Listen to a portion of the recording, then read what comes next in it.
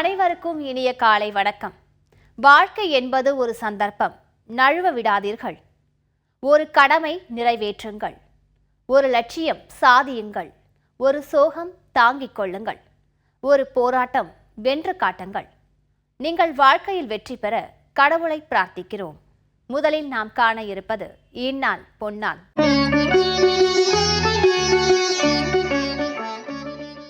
24/9/2016 September மாதம் 24ஆம் தேதி சனிக்கிழமை, ஸ்ரீ துர்முகி வருடம் புரட்டாசி மாதம் 8ஆம் தேதி. இன்று அஷ்டமி. நல்ல நேரம் காலை 7:45 மணியிலிருந்து 8:45 மணி வரை, மாலை 4:45 மணியிலிருந்து 5:45 மணி வரை, ராகு காலம் 9 மணியில் இருந்து 10:30 மணி வரை, யமகண்டம் 1:30 மணியில் இருந்து 3 மணி வரை, குளிகை 6 மணியில் இருந்து 7:30 மணி வரை, சந்திராஷ்டமம் அனுஷம் கேட்டை நட்சத்திரங்கள். இந்நாள் பொன்னாளை தொடர்ந்து காலை நேரத்தை தெய்வீகமாக்க தெய்வீக ராகம் உங்கள் பார்வையில்.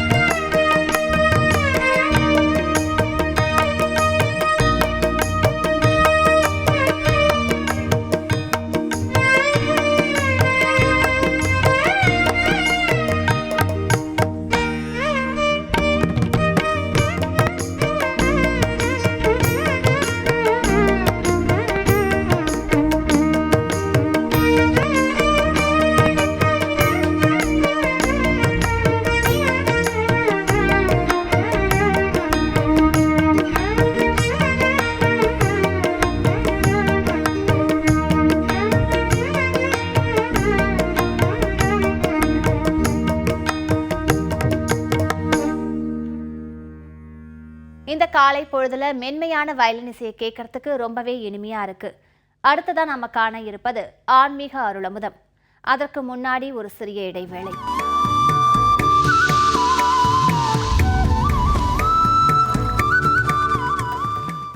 இடைவேளைக்கு பிறகு உங்களை சந்திக்கிறதுல ரொம்பவே மகிழ்ச்சி.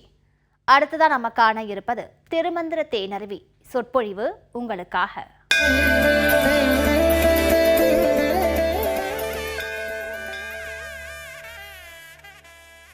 10வது திருமுறையாகிய திருமந்திரத்தில் திருமூலர் ஆன்மீக தகவல்களை அள்ளி அள்ளி கொடுக்கின்ற அதே நேரத்தில் அறிவியல் நுட்பங்களையும் நமக்கு சொல்லியிருக்கிறார்.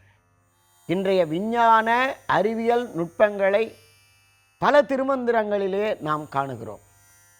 அதிலே மிக முக்கியமான ஒன்றை இன்றைய தினம் சிந்திக்க இருக்கிறோம். அதுதான் 2ஆம் தந்திரத்திலே 14வது தலைப்பாக இருக்கக்கூடிய கர்ப்பக்கிரியை என்று சொல்லுகின்ற கரு உற்பத்தி. 41 பாடல்கள் உள்ளன. நான் இந்த 41 பாடல்களையும் ஆராய்ச்சி செய்து இன்றைய ஜைனிகாலஜிஸ்ட் என்று சொல்லக்கூடிய மகப்பேறு மருத்துவ அந்த துறையோடு சென்று ஆராய்ந்து, அதாவது ஒரு மனிதன் ஒரு தாயின் வயிற்றிலே எவ்வாறு ஜனிக்கிறான், கருக்கொண்டு 10 மாதம் அந்த கரு வளர்கிறது, எவ்வாறு பிறக்கிறது என்பதை 41 பாடலிலே மிக அழகாக திருமூலர் சொல்லுகிறார். இதை இன்றைய விஞ்ஞானம் அறிவியல் ஏற்கிறதா என்று ஆய்வு செய்து தஞ்சை பல்கலைக்கழகத்திலே ஒரு கருத்தரங்கிலே நான் ஒரு ஆய்வு கட்டுரையாக அதை வழங்கினேன்.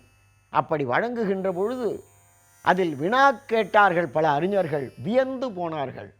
3000 ஆண்டுகளுக்கு முன்பு எந்த சாதனங்களும் இல்லை. இன்றைக்கு வயிற்றில் இருக்கக்கூடிய குழந்தையை அது எவ்வாறு சந்தோஷமாக கை காலை ஆட்டிக்கொண்டு விளையாடுகிறது என்பதை காண்பதற்கு ஸ்கேனர்லாம் இருக்குது. அன்றைய தினம் எந்த ஒரு கருவியும் கிடையாது. அகக்கருவிகள் தான் இருந்தது, புறக்கருவிகள் இல்லை. ஞானம்தான் இருந்தது, அருள்தான் இருந்தது, பொருள் இல்லை. ஆனால் இந்த ஞானமாகிய உட்கருவியை வைத்து கொண்டு 41 பாடலிலே பல அருமையான தத்துவங்களை, செய்திகளை, மனிதன் கருவிலே உருவாகின்ற உண்மைகளை திருமூலர் சொல்லுகின்றார். இன்புரு காலத்து இருவர் முன்பு ஊறிய துன்புரு பாசத்துயர் மனை வானுளன் பண்புரு காலமும் பார்மிசை வாழ்க்கையும் அன்புரு காலத்து அமைத்து ஒழிந்தானே. 453வது பாடல். ஒரு தாயினுடைய வயிற்றிலே ஒரு ஆணும் பெண்ணும் சேருகின்ற பொழுது அந்த அவர்கள் இன்பத்திலே சேருகிறார்கள். ஆணுடைய சுக்களம் வெண்மையாக இருக்கின்றது, பெண்ணுடைய சுரோனிதம் செம்மையாக இருக்கிறது. இது 7 விரக்கடை மேலே போய் 4 விரக்கடை உள்ளே போகுதுங்கிறார். 4 விரல் அளவு, விரல்லாம் இவ்வளோ மொத்தம். அதை அளந்து சொல்லுகின்றார். 25 தத்துவங்களில் வைத்து சொல்லுகின்றார். பஞ்சபூதங்கள், பஞ்சபூதங்களுக்கு பிறகு 5 புலன்கள், 5 ஞானேந்திரியங்கள், 5 கண்மேந்திரியங்கள், உடல், செயல், மனம், புத்தி, புருடன் போன்ற 25 தத்துவங்களை சொல்லி இந்த வயிற்றுக்குள்ளே எவ்வாறு அது ஓடிச் சென்று இரட்டித்து விழுகிறதுங்கிறார். இப்பொழுது அறிவியல் என்ன சொல்கிறது, ஜைனிகாலஜிஸ்ட் என்ன சொல்லுகிறார்கள், அதாவது குரோமோசோம்கள் தாயினுடைய வயிற்றில் ஜனிக்கின்ற பொழுது 2 இரட்டித்து செல்லும்னார். அதில் 22 ஜோடிகள் போகுது. 23வது ஜோடி எக்ஸ் ஒய் என்று இருந்தால் பெண்ணாக உருவாகிறது, எக்ஸ்னா ஆணாக உருவாகிறது. இது நம்முடைய அறிவியல், மகப்பேற்று அறிவியல் உண்மை. இதே தான் திருமூலரும் அன்றைக்கு சொன்னார். இதே விஷயத்தை தான் சொன்னார். அது மட்டுமல்ல, இன்னொரு செய்தியை சொன்னார். ஒரு தாயும் ஒரு தந்தையும் அது சேருகின்ற பொழுது அந்த தாயினுடைய வயிற்றிலே அந்த சேர்க்கையின் போது மலம் இருக்கக்கூடாது. மலம் மிகில் மந்தன் ஆவான், மலம் மிகின் மந்தன் ஆவான். அந்த ஜனிக்கின்ற காலத்திலே அந்த பெண்ணினுடைய அந்த கரு உரு ஆகின்ற காலத்திலே மலம் இருந்ததுன்னு வச்சுங்க, மந்த புத்தி உடையவனாக இருக்கின்றான். ஜலம் மிகில் மூங்கையாவான், அதாவது வயிற்றுக்குள்ளே சிறுநீராகிய அந்த ஜலம் இருந்தது என்றால் அவன் மூங்கையாகி ஊனமுற்றவனாகி விடுகின்றான். இரண்டும் மிகில் கண்ணிலன், அதாவது மலமும் ஜலமும் இருந்ததுன்னு வச்சுங்க, குருடனாகி விடுகின்றது அந்த குழவி, அந்த கரு. எனவே பிறக்கின்ற பொழுதே அந்த தாயும் தந்தையும் சேருகின்ற பொழுதே வளர்த்தது ஆகில்லானும் இடத்தது ஆகில் பெண்ணும். ஒரு ஆணை நாம் ஆண் குழந்தையை பெற்றெடுத்து கொள்ள முடியுங்கிறாங்க. இன்றைக்கு ஆண் குழந்தை தான் பிறக்கும்னு நினச்சி பெண் குழந்தை பிறந்த உடனே சில பேர் என்ன பாடுபடுகிறார்கள். ரொம்ப எளிமையாக திருமூலர் சொல்கிறார், அப்பா ஆண் குழந்தையை நீ பெற்றுக்கொள்ள முடியும், பெண் குழந்தை வேண்டுமென்றால் பெண் குழந்தை பெற்றுக்கொள்ள முடியும். எப்படின்னு கேட்டார். நாடி ஓடுகிறது நம்முடைய உடம்புல, அந்த நாடியில் இடப்பக்க நாடி வலப்பக்க நாடின்னு இருக்கிறது. அந்த இடப்பக்க நாடியை நாம் உயிர்ப்பித்து புணர்ந்தால் பெண் குழந்தையும், வலப்பக்க நாடியை உயிர்ப்பித்தால் ஆண் குழந்தையும் பிறக்கும் என்று சொன்னார். சங்க இலக்கியத்தில் 10 மாதம் என்று இன்றைக்கு சொல்லுகிறோம் அல்லவா, நம்முடைய கர்ப்பகாலம் 12 மாதம் என்று ஒரு ஆராய்ச்சி சொல்கிறார். முன்னாள் திங்கள் சூழ் இருந்து. ஆராய்ச்சியாளர் என்ன சொல்லுகிறார்கள், ஏங்க ஒரு வயசு என்பது 12 மாதம் தானே, அப்புறம் என்ன 10 மாதத்தில் குழந்தை வருவது?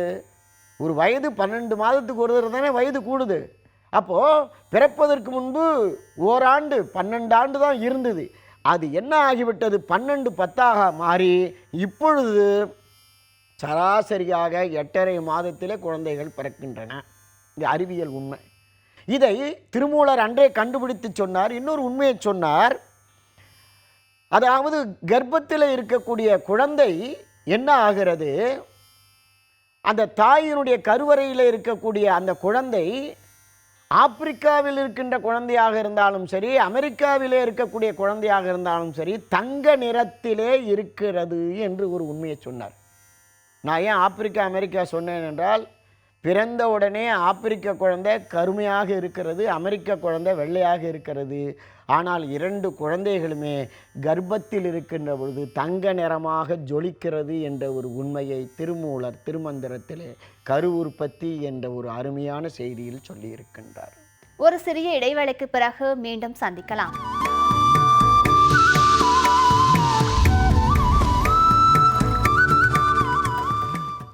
தினம் ஒரு திவ்ய பிரபந்தம் உங்கள் பார்வையில்.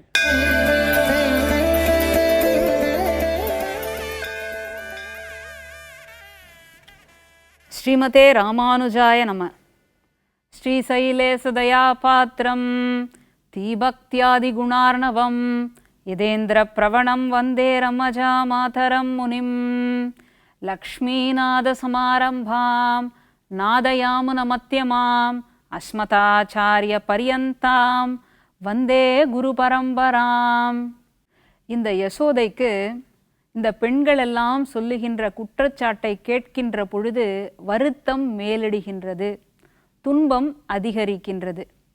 தன்னுடைய மகன் இந்த தீம்புகளையெல்லாம் செய்திருப்பானா, கண்ணன் இந்த குற்றங்களையெல்லாம் நிகழ்த்தி இருப்பானா என்பது பற்றியெல்லாம் சிந்தனை ஏற்பட்டதா என்று கேட்டால், அதை தாண்டி அருமையான தன் மகனை தான் சீராட்டி பாராட்டி வளர்த்தி கொண்டிருக்கின்ற தன் மகனை இப்படி ஊராரெல்லாம் பேசுகின்றார்களே என்கின்ற வருத்தம் மேலிடுகின்றது.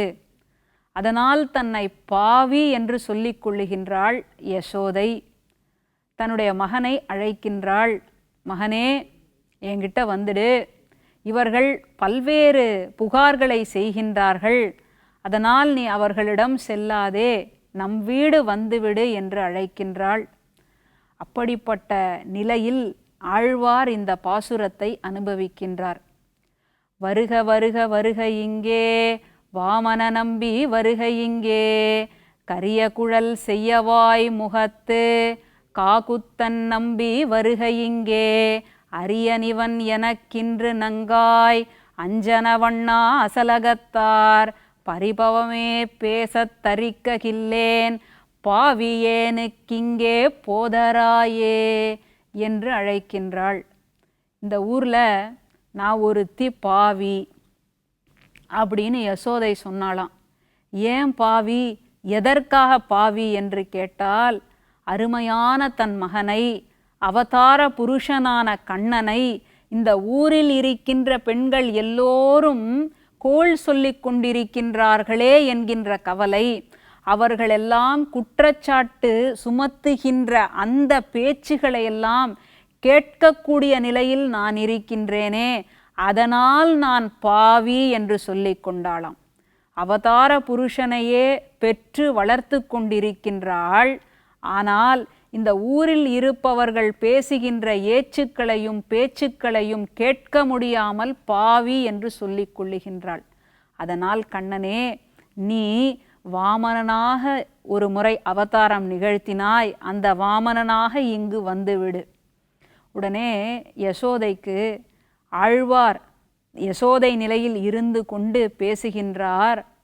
வாமனன் ஒரு முறை ஏமாற்றிவிட்டான், அதனால் வாமனனாக வான்னு சொன்னா கண்ணன் வருவானோ ஏமாற்றி விடுவானோ என்று நினைத்து கொண்டு காகுத்தனாக நீ இங்கு வந்துவிடுன்னு சொல்லுகின்றாள். இந்த காகுத்தனுடைய சிறப்பு என்ன? ராமனுக்கு எத்தனையோ திருநாமங்கள் உண்டு, அதில் காகுத்தன் என்பதும் ஒன்று. சீதையும் ராமனும் வனவாசத்தின் பொழுது மகிழ்ச்சியாக இருந்தார்கள். ராமன் சீதையினுடைய மடியிலே தன்னுடைய தலையை சாய்த்து கொண்டு உறங்கிக் கொண்டிருக்கின்றான். இந்திரனுக்கு ஒரு மகன், அவன் சீதையினுடைய அழகிலால் கவரப்பட்டு ஒரு காக்கையினுடைய வடிவத்தை எடுத்து கொண்டு வந்து சீதையினுடைய மார்பகத்தை குத்தி கொண்டிருந்தானாம் தன் அழகால். சரி, ராமன் உறங்கிக் கொண்டிருக்கின்றானே, அவனுக்கு எந்த விதமான தொந்தரவும் நேரக்கூடாது அப்படின்றதுக்காக சீதை அமைதியாக இருந்தாளாம். கொஞ்ச நேரத்தில் ராமனுடைய தூக்கம் கலைந்தது. விழித்து பார்த்தான். காகம் இப்படி ஒரு தீமையை செய்து கொண்டிருக்கின்றது, இப்படி ஒரு குற்றத்தை நிகழ்த்தி கொண்டிருக்கின்றது, இப்படி ஒரு அபச்சாரம் பட்டு கொண்டிருக்கின்றது என்று பார்த்தான். கோபத்தின் உச்சிக்கு சென்றான். அருகிலேயே ஒரு புல் இருந்தது, அந்த புல்லையே அம்பாக பயன்படுத்தினானாம். ஆனால் தான் நம்ம சொல்கிறோம், வல்லவனுக்கு புல்லும் ஆயுதம் அப்படின்னு. இப்போ இந்த புல் என்னாச்சு? அந்த அம்பாக அஸ்திரமாக மாறிக்கொண்டு இந்த காக்காசுரனை துரத்தி கொண்டு செல்லுகின்றது. காக்காசுரன் பல்வேறு உலகங்களை நோக்கி ஓடுகின்றான். என்னை காப்பாற்றுங்கள், என்னை காப்பாற்றுங்கள்னு கதறான். ஒருவராலும் காப்பாற்ற இயலவில்லை. எங்கு தவறு பண்ணியோ அங்கேயே போய் அதற்கான பரிகாரத்தை தேடுன்னு சொல்லிட்டாங்க. கடைசியாக நேராக வந்து ராமனுடைய கால்களில் விழுந்தானா. அவனுடைய அவசரம், தலை வைக்க வேண்டிய இடத்துல காலையும், கால் வைக்க வேண்டிய இடத்துல தலையையும் வச்சுட்டான்.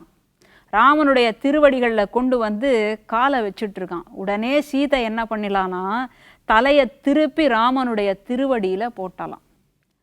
அப்படிப்பட்ட அந்த காக்காசுரனுக்கு அருள் செய்தானாம் ராமன். என்ன அருள் செய்தான்?